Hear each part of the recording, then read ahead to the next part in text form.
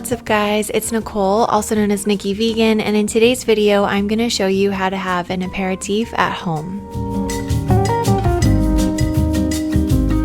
An aperitif is a European tradition of a drink and a snack, and it's usually enjoyed around the late afternoon, golden hour, where you can kind of mark the transition between day and night. And it's something that I observed when I was in Italy a few years ago, and I really loved it. And definitely not something I do every day, but it's a really nice tradition that, especially in the summer months, can make you feel really calm, relaxed, and happy. So I'm going to share some recipes so we can do that together.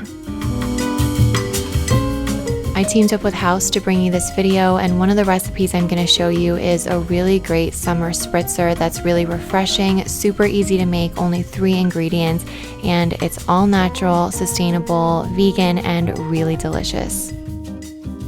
I'll have more info about House later on in this video, and there will be a link in the description box below if you want to give them a try, but for now, let's get started.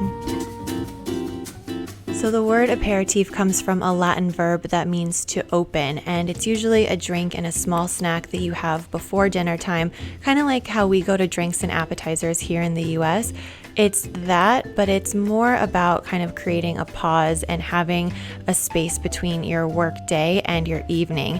And what I love about it is that it's not like the happy hours that we have here, where it's just like as much alcohol as you can drink in a short period of time and just like forget all the stress of the day. That's not the vibe that I remember when I was in Italy. It's more about having a moment to take a deep breath, enjoy an aperitif, which is a lower alcohol by volume drink. It's more of a refreshment and a way of just creating space in your day that is just for you, because we live in a very busy modern world, and it can be really easy for me personally just to keep checking off my to-do list, keep working from morning all the way until all of a sudden it's evening and I'm lying there thinking, where did the day go?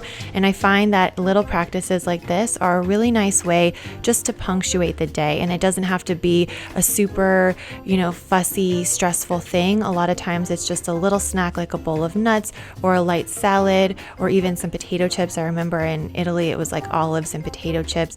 But it's more about the intention of celebrating those last few hours of late afternoon sunlight, especially now that it's summertime and the days seem to be a little bit longer. It's almost as though we have this special time that we often forget about. And so taking a little break like this or having an aperitif is a really great way to celebrate that time and make the most of it.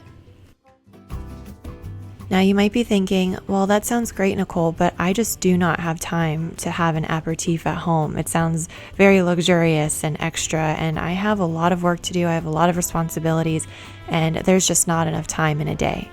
If that sounds familiar, it's because I can totally relate, and I'm the kind of person who feels like, oh, I'll do it later. I know that self-care and taking time for myself is important or whatever, but I have real things that need to get done. And the truth of the matter is that sometimes those need to be the priorities, and I do focus on the work that needs to get done. But I do find that if I schedule a little bit of time for myself, even if it's 30 minutes or an hour at that late afternoon time where I'm breaking up the day, I find that I actually work more effectively, more efficiently, and more productively throughout the day, knowing that I'm going to have a little break and I want to get done before then. So I don't dilly-dally, I don't waste my time, and I try to have more productive days because I'm looking forward to having a little aperitif at home. So that is a good little mental trick that helps me to actually be more productive. And of course, it doesn't happen every day, but it's really nice. And sometimes I set a timer so I have an official stop time, and then I just kind of lightly clean up a little bit. I don't do any crazy housework or invest in any super crazy projects around this time. The point is to have a moment of ease. So I like to turn off the overhead lighting, light some candles, open some windows, grab a snack, and just relax the European way. My favorite snack right now is this stone fruit and tomato basil salad. It sounds and looks very, very fancy, but honestly, it's a tomato, some peaches or nectarines or apricots, whatever you want, and some basil. That's really it. And it looks so beautiful because I like to do a combination of plums, and like I'll do one plum, one nectarine, and maybe an apricot or a peach, whatever I see, whatever looks ripe and fresh at the store. And I'll cut that up and put it in a bowl with a tomato, and then just add some basil leaves. And that is the basis of the salad. So really, really easy, but also just super beautiful with all those colors. And to create a dressing, I add some white vinegar. You can do white balsamic or rice wine vinegar. Then I add a little bit of olive oil for some body and some fresh lemon juice just to tie it all together, and that is the basis of your dressing. I don't mix anything, I don't shake anything, I just put it directly onto the fruit and the tomatoes, and then it's pretty much good to go. And sometimes I'll do this earlier in the afternoon and pop it in the fridge just so that the flavors can kind of marinate a little more, and then whenever I'm ready for it, it's there and waiting for me, and it is so good. Sometimes I even put more basil into it, and it is the perfect little light meal, little teeny tiny snack to tide you over until dinner time that feels so luxurious and special, even though it's pretty simple. And one thing that's great is it goes really well with the cocktail that I'm going to show you how to make. Now, when I was in Italy, spritzes were everywhere. It was like every single cafe, people were sitting outside, and they'd have a little bowl of nuts and chips and olives, and they would be drinking a spritz, especially because it was warm out and it was really refreshing. So now I like to make these at home, and every time I have one, it takes me right back to my time in Italy and warm summer days exploring, and I think that's really nice. I also think it's so amazing that food and flavors have such a strong connection with our memory and our emotions, and it can be really nice to recreate some of those happy moments at home. And so one of the things I like to do is to make a spritz. And the way I do it is it's 2 parts of the citrus elderflower aperitif from house, and then 1 part of a dry Prosecco and 1 part of club soda. So this is going to be effervescent, it's going to be really refreshing and light. And one thing that I love about this cocktail is it's really easy to make. I am a somm, but I am a terrible bartender, and I'm not great with mixing and mixology and all of that stuff, but even I can do this, and it tastes very elevated and fancy, kind of like something I would get at a fancy bar out here in LA, but it's super easy and only 3 ingredients. You can also just serve it on the rocks or with some soda. There's a lot of different options, and they have a bunch of different flavors too. So I really like the citrus flower, but there's a bitter clove that is intended for whiskey drinkers. Like if you love that flavor profile, you will love this one. And one thing I really like about the company is that it's a family-owned business, and they started by just mixing ingredients from their backyards, Meyer lemons and different botanicals, in mason jars, and they developed a product that was clean, sustainable, vegan, and used really good ingredients, and they just grew from there. The first 100 people will get $10 off and free shipping.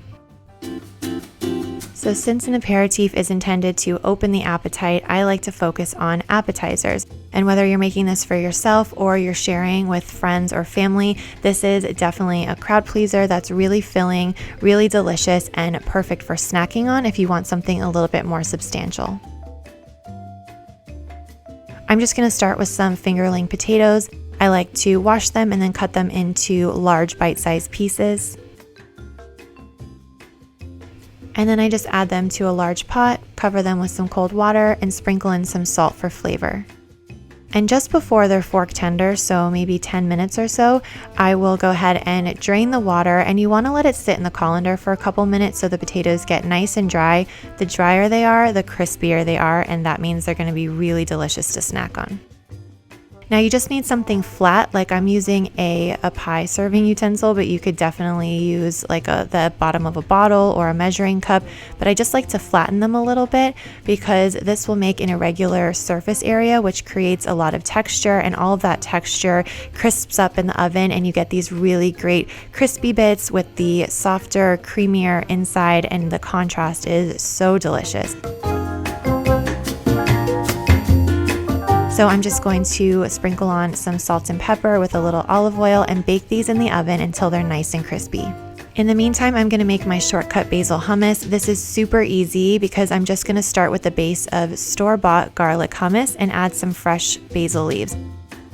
Basil is so summery, and especially since I'm adding a little bit of lemon, this is like my go-to for dips and also for snacking, but I like to use it as salad dressing, and even it makes a really good pasta sauce as well. So go ahead and make a bunch when you make this because it's super easy and really versatile.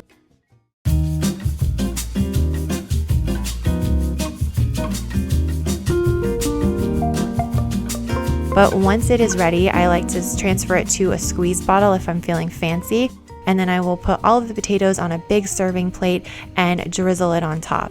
It's also really good if you serve it in a small bowl, and then you can dunk the potatoes in, and that's really good too. And since we have crispy roasted potatoes and a creamy dressing, it's nice to have something like some lemon zest on top, black pepper, and lemon wedges for serving. And this is so refreshing, and as you can imagine, it's nice to share, but it's also nice just to have for yourself. So the key to an aperitif is to enjoy the late afternoon sunlight because it is going to be bright out for a little bit longer in the summertime, and it's nice to be able to take advantage of that before delving back into whatever you need to do in the evening.